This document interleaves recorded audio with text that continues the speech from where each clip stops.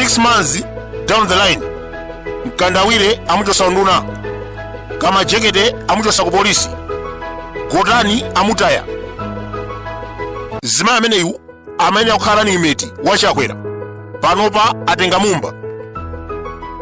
Yudas Iscariot wakhala kupusisa chilima, lero amusankha kukhala Minister of Public Service Delivery. Kodi munamva kuti zimenezi? Vice President akuti ndi nduna ya Public Service Delivery. Ntchito imene akupanga akuyendera azimayi ogulitsa tomato, kuvina manganji, kuyenda bawo ndi zina zotero.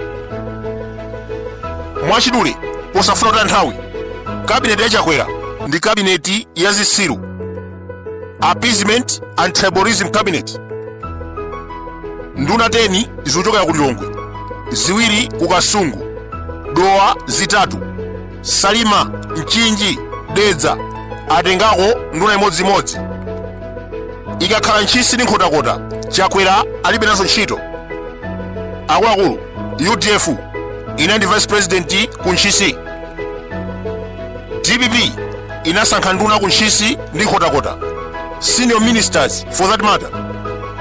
Koma lero maboma ndikunenawa ngakhale deputy minister kulibe.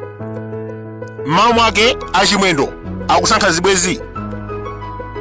Qualification ya nduna kukhala business. Zona zimenezi